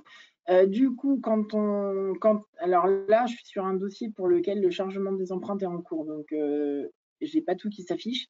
Mais donc, quand vous avez des éléments ici et que vous voulez les déplacer, vous pouvez activer le petit bouton ici, mode de déplacement, qui vous permet ensuite de pouvoir prendre un élément et de pouvoir le déplacer où vous voulez, donc dans un autre dossier ici, ou de pouvoir le mettre en dessous d'un autre répertoire, etc., etc. Donc là, pour l'instant, on gère le déplacement comme ça. Alors là, il m'a mis déplacement impossible parce que je devais le mettre dans un fichier. Il faut le mettre dans un répertoire. Voilà. Voilà. Et du coup, on peut comme ça déplacer des éléments dans l'arborescence. Mais encore une fois, ça ne vous le change pas sur le fichier d'origine. Hein. Donc, c'est que l'image qu'on travaille. Ça ne sera pas une modification qui va impacter l'organisation d'origine. Donc, si vous faites ça, par exemple, pour réorganiser le serveur d'un service, il faudra ensuite qu'il y ait une manipulation pour pouvoir affecter les changements et les déplacements de l'arborescence dans l'organisation du service. Donc, ça peut se faire par script. Pour l'instant, on ne le propose pas comme le script de suppression, mais l'idée, c'est qu'on vous le propose avec un script de réorganisation, que toutes les modifications, tous les déplacements, donc les renommages et les déplacements que vous avez faits, vous puissiez les affecter automatiquement comme la suppression avec un script de réorganisation. Mais pour l'instant, il n'est pas encore disponible dans Archifiltre. Donc, il n'y a que l'image qu'on peut déplacer. Et en revanche, si vous faites des déplacements sur Archifiltre dans le cadre de la préparation d'un versement, ces déplacements sont pris en compte ensuite dans RECIP ou METS pour pouvoir être affectés sur l'arborescence qui va être rentrée dans le SAE. Donc, il n'y a pas besoin de refaire les déplacements pour un versement. Ok. Ensuite, il y a deux questions qui sont un peu liées. Est-ce que les nommages des fichiers peuvent être associés aux couleurs et triés par lot? Et peut-on appliquer une couleur à un tag pour une meilleure visualisation? Alors, tu peux me refaire la première question? Est-ce que les nommages des fichiers peuvent être associés aux couleurs et triés par lot? Je ne vois pas trop comment on pourrait le faire, à part avec l'extension des fichiers, je ne vois pas trop comment on pourrait faire par lot. Mais peut-être si on avait le détail de à quoi ça servirait, peut-être que je pourrais répondre. Et la deuxième question, du coup, qui est? Est-ce qu'on peut appliquer une couleur à un tag pour une meilleure visualisation? Alors non, pour l'instant, la couleur du tag n'est pas paramétrable. La seule chose, c'est que quand vous mettez un tag, il va vous mettre une couleur bleu foncé, sauf quand c'est un tag à éliminer, et auquel cas, ça sera la couleur rouge pour ce qui est éliminé. Mais ça fait partie des choses qui nous ont été demandées par les utilisateurs, donc on y réfléchit pour avoir un peu des moyens de paramétrer les couleurs dans l'arborescence. Si c'est quelque chose qui vous manque beaucoup, n'hésitez pas à nous écrire pour nous dire comment ça pourrait vous être utile. Parce qu'en fait, jusqu'à maintenant, ça nous a été demandé, mais on n'arrive pas forcément à matérialiser derrière quels sont les besoins. Et du coup, on a du mal à designer les choses pour que ça soit quelque chose qui vous corresponde. Donc, n'hésitez pas à nous dire à quoi ça pourrait vous servir, si c'est le cas. Et la dernière question, pouvons-nous traiter les fichiers et dossiers verrouillés? Alors, les fichiers et dossiers verrouillés, je ne sais pas trop ce que ça veut dire verrouillé, mais par contre, si on n'a pas les droits de lecture, c'est sûr qu'on ne peut pas afficher le contenu dans le. C'est ça, hein, ouais. Donc non, on peut pas afficher un élément pour lequel on n'a pas des droits de lecture, d'où le sujet qui va être de travailler quand même en lien avec les services informatiques, parce que quand on est sur un périmètre pour lequel on n'a pas les droits, les choses vont être vite limitées pour pouvoir analyser des gros volumes ou pour pouvoir ensuite affecter les modifications. Donc, à un moment donné, on peut travailler dans notre coin, mais je pense qu'assez rapidement, il y aura quand même besoin. Alors, en tout cas, pour la partie préparation des versements, c'est quelque chose qu'on peut faire dans notre coin. Quand on maîtrise ce qu'on a reçu et ce qu'on veut envoyer dans un SAE, ça, on peut complètement le préparer de manière autonome. Par contre, quand on est en lien avec les services, nous, on l'expérimente, il y a quand même vraiment un intérêt à le faire en partenariat avec les systèmes informatiques. Ok, donc pas d'autres questions. Ah si, pardon. Alors, un exemple avec moi, je ne les vois pas, donc je te laisse les dire. ouais, des fichiers protégés par des mots de passe, donc c'est exactement ce que tu viens de dire. Donc il y a de nouveau une question sur le JSON. Est-ce que tu peux réexpliquer ce qu'on doit demander à la DSI pour obtenir la visualisation complète d'une arborescence quand le PC n'a pas la capacité d'effectuer le calcul lui-même? Ok, alors du coup, ce que vous pouvez faire, c'est aller sur le site d'Archifiltre. Alors attendez, j'y vais, comme ça, je vous montre directement. Sur le site d'Archifiltre, vous allez dans besoin d'une autre version. Vous allez récupérer le script d'import. Donc, il faut que vous leur demandiez s'ils sont plutôt Windows ou Linux. Je ne sais pas du tout. Chez nous, c'est plutôt Windows, mais du coup, ça peut être autre chose. Vous téléchargez ou vous leur envoyez le lien pour qu'ils téléchargent le script d'import ici. Ils font la même chose, ils lancent Archifiltre comme nous, on le fait avec l'exécutable, mais eux, ils le font via des lignes de commande, en fait, dans DOS, et ils vous envoient un fichier. Donc ça va être, par exemple, un fichier comme celui-ci. Je vais vous montrer à quoi ça ressemble.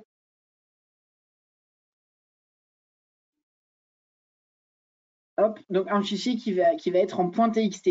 Le script d'export, il génère des fichiers .txt. C'est exactement la même chose que les JSON, sauf que là, du coup, c'est des fichiers TXT. Et donc, vous leur demandez de vous générer les fichiers TXT dont vous avez besoin.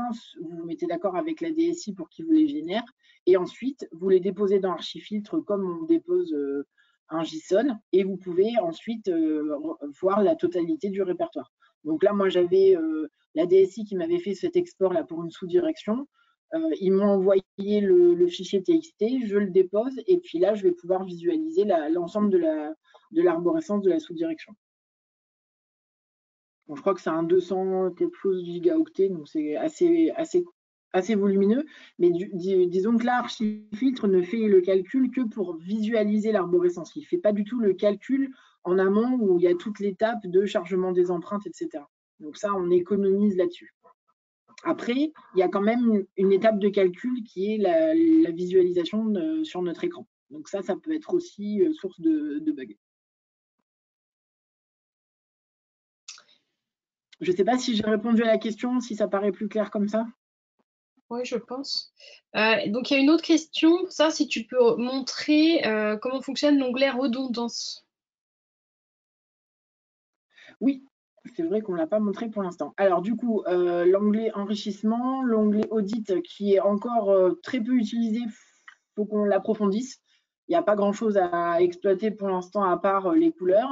Et puis l'onglet redondance qui nous permet d'avoir une visualisation des redondances unitaires, donc les fichiers qui sont redondants. Il est en train de ramer là. Voilà. Donc là, sur cette arborescence, il n'y en a pas beaucoup. Ça nous montre qu'il n'y a que 1,3 gigaoctets qui est d'éléments redondants. Il y a 1729 éléments redondants.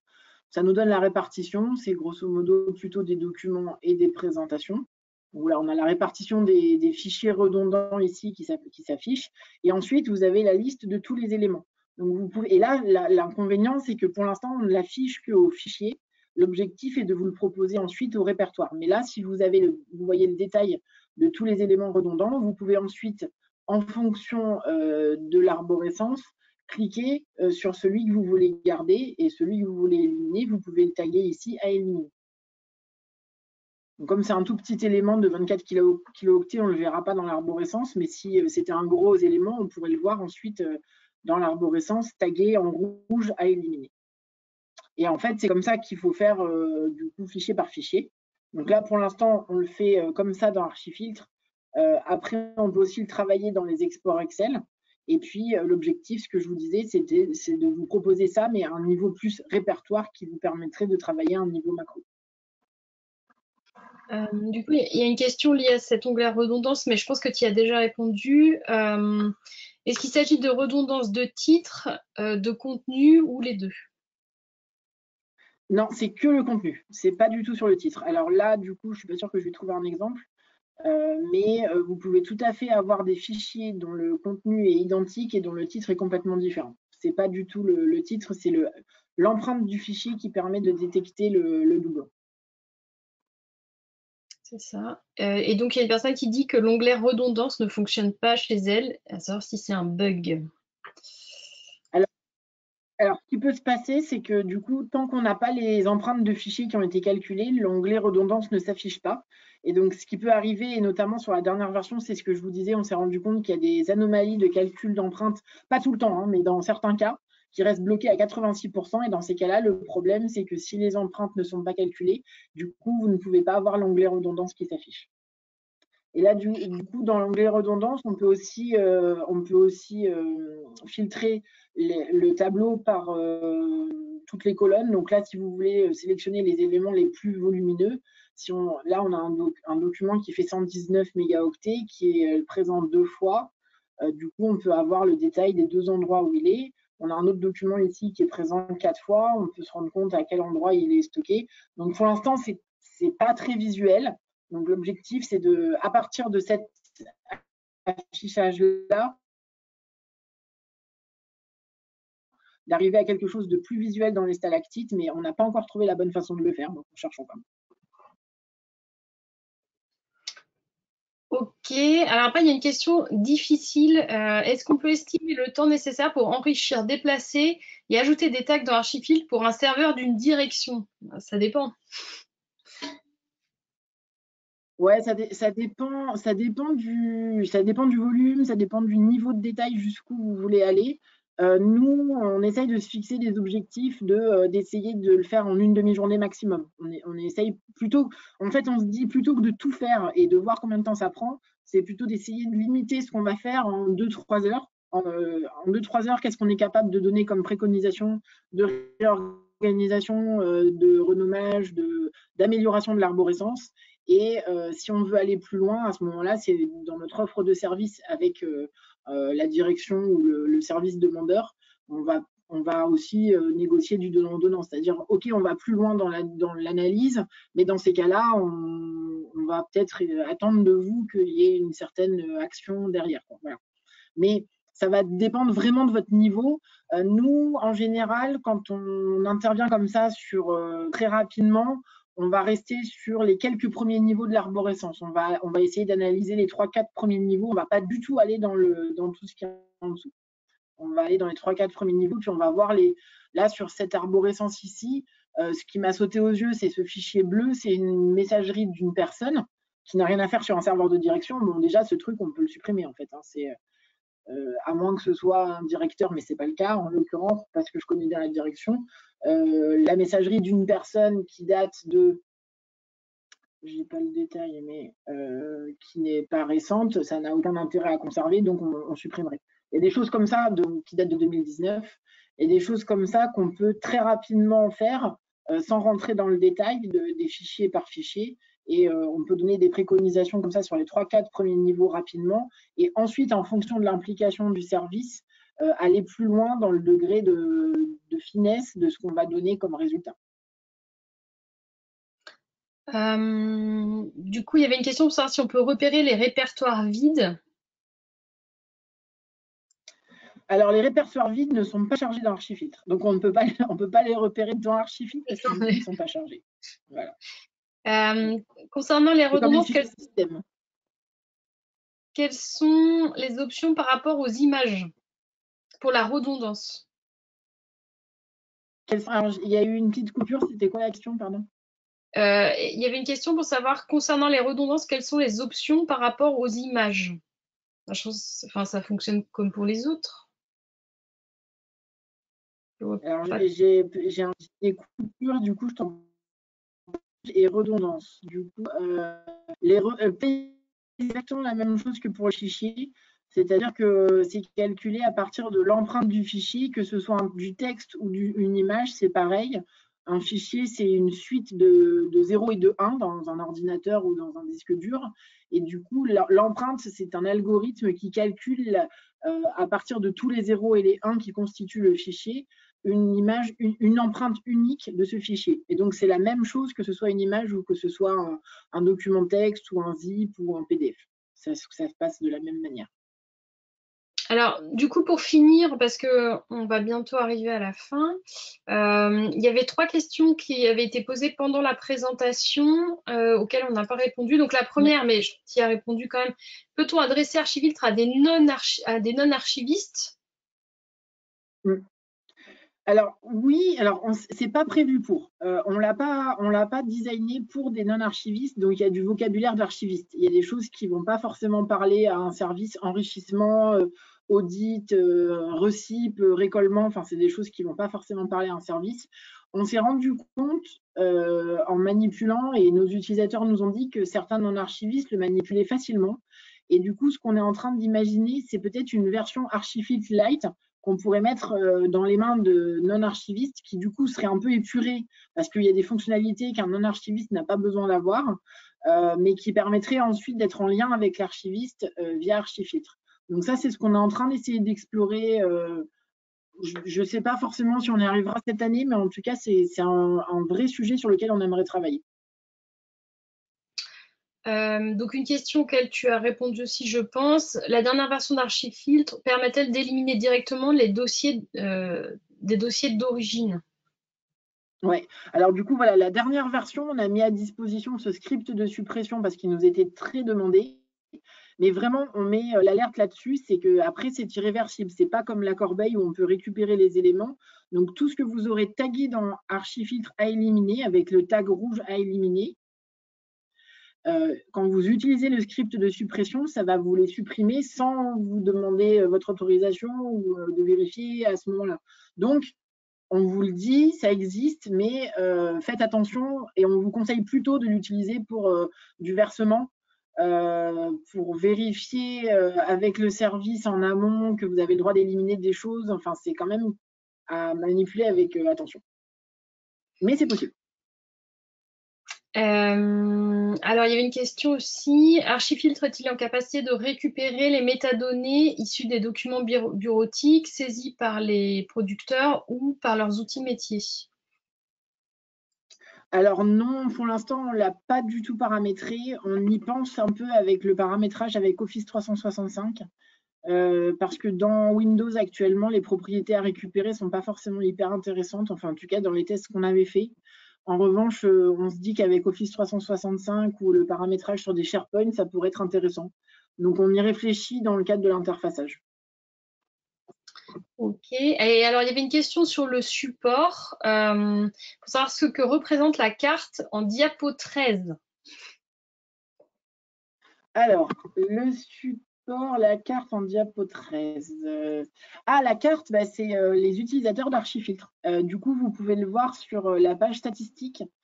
Si vous allez sur le site Archifiltre, on a mis à disposition une page statistique qui vous donne un peu les chiffres que je vous ai présentés aujourd'hui. Et vous avez notamment la carte de la communauté des archivistes qui utilisent Archifiltre. Alors bon, la plus grosse utilisation, c'est la France. 22 000 utilisations depuis le 1er janvier 2020. Mais on commence à être utilisé dans quelques autres pays, donc notamment États-Unis, Canada. Mais petit à petit, on essaye de coloniser le monde. Donc, si vous avez des utilisateurs de l'Amérique du Sud ou de l'Océanie, on cherche encore à conquérir l'Océanie et l'Amérique du Sud. Voilà ce que représente la carte. Après, ce n'est pas un but en soi, mais c'est plutôt qu'on se rend compte que finalement, Archifiltre peut être utilisé par des archivistes ailleurs qu'en France qui ont les mêmes problématiques. Et du coup, notre objectif pour développer Archifil, c'est de trouver des financements. Et du coup, s'il y a des archivistes ailleurs qu'en France qui peuvent être intéressés et qui auraient envie de financer, ça pourrait être un moyen de continuer à développer pour avoir de nouvelles fonctionnalités qui vont servir aussi aux archivistes français.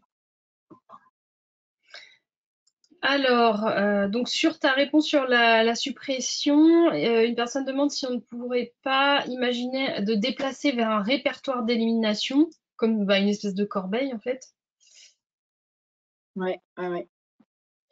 Si le tag. Alors après, ce qu'on peut faire, ce qu'on peut faire pour l'élimination, c'est déjà de générer le fichier CSV qui vous permet d'avoir le détail de tout ce qui a été tagué à éliminer, de vérifier via ce fichier que c'est bien les éléments que vous voulez éliminer, de demander la validation du service et du CST, parce que du coup, c'est aussi une étape importante, et ensuite d'affecter le script de suppression. C'est déjà une possibilité. Mais c'est vrai qu'on n'avait pas eu cette proposition, donc merci de l'avoir noté. Ça pourrait être intéressant aussi pour la réorganisation d'ailleurs, d'avoir une étape intermédiaire avant la suppression définitive.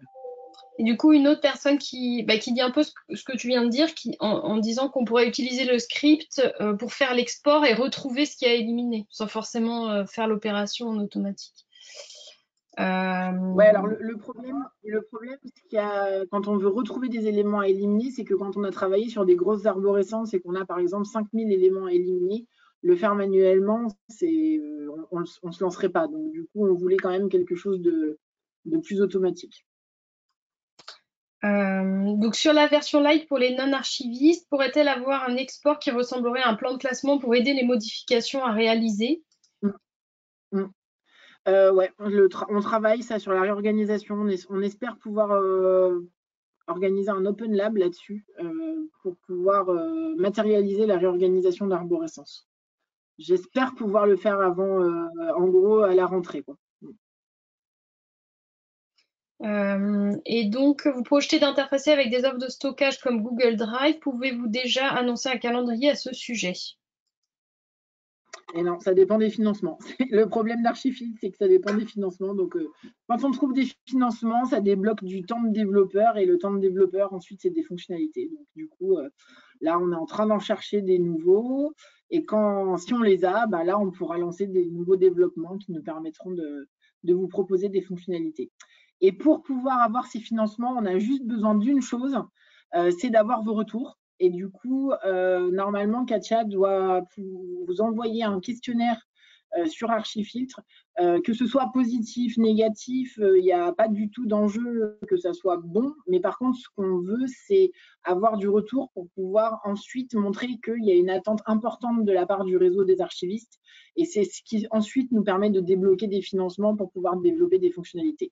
Donc, plus on aura de questionnaires remplis, plus on aura d'archivistes qui disent c'est important qu'on ait des développements et plus on arrivera ensuite à négocier des financements pour pouvoir continuer. Donc, l'interfaçage sur Office 365 et OneDrive, on a déjà fait un POC qui est opérationnel. Donc, on sait que ça fonctionne, mais pour pouvoir l'industrialiser, on a encore un petit peu de boulot.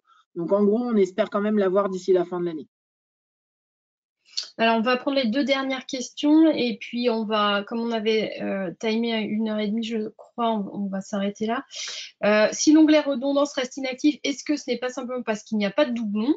Première question.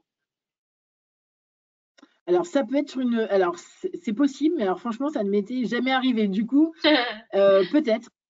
Peut-être. Alors, ça peut se vérifier. Si vous avez l'export CSV avec les empreintes, vous pouvez vérifier dans la colonne des empreintes vérifier qu'il n'y a pas de doublon. Et effectivement, ça peut être une des raisons pour lesquelles l'onglet redondance est inactif, mais ça ne nous était jamais arrivé. Et donc, ce sera la dernière question. Alors, on revient sur l'identification des formats. Donc, c'est compliqué pour des raisons de temps de traitement. Actuellement, il n'est pas possible de distinguer les différentes versions, par exemple. Est-ce qu'une évolution sur le sujet est envisageable? Alors, je n'ai pas forcément compris la question. C'était d'une version à l'autre, d'arriver à retrouver quelle était la version utilisée, c'est ça? Non, je pense que c'est distinguer différentes versions d'un même format, je pense. Enfin, moi, Ah, d'accord, ok. Alors oui, Oui, les mêmes versions, les différentes versions d'un document, mais qui ne sont pas forcément des doublons stricts, c'est ça?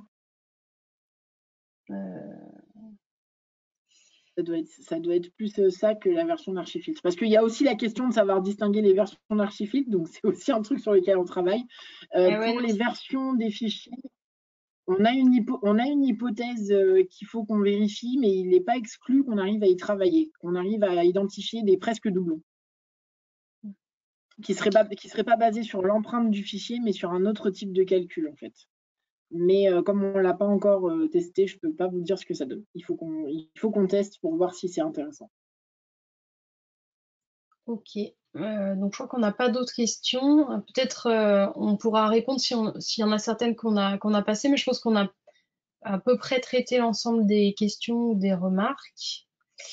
Merci Mélanie d'avoir lu toutes les questions parce que moi, je ne les voyais pas. Et donc, suite à ce que tu disais sur le questionnaire, il y avait aussi une remarque en disant que comme la présentation était très pratique, ça va permettre aux gens de tester directement. Donc, comme ça, après, ils pourront répondre à votre questionnaire.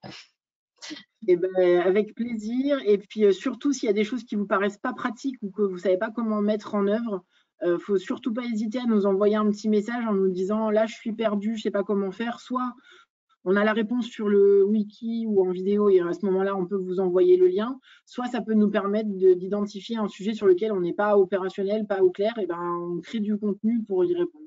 Donc, c'est vraiment des choses qui nous aident à rendre l'outil plus facile à utiliser. Donc, n'hésitez pas à aussi dire quand ça n'est pas pratique et quand ça n'est pas compréhensible.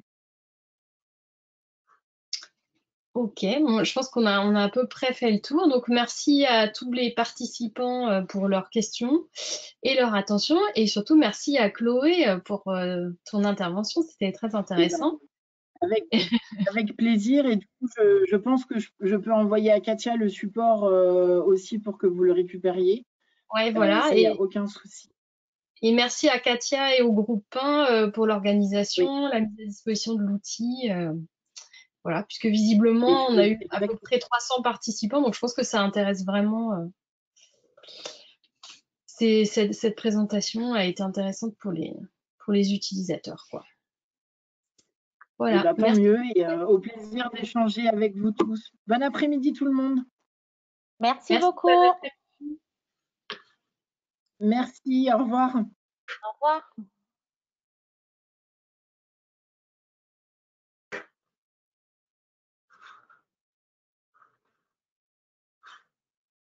Mélanie, est-ce que tu sais du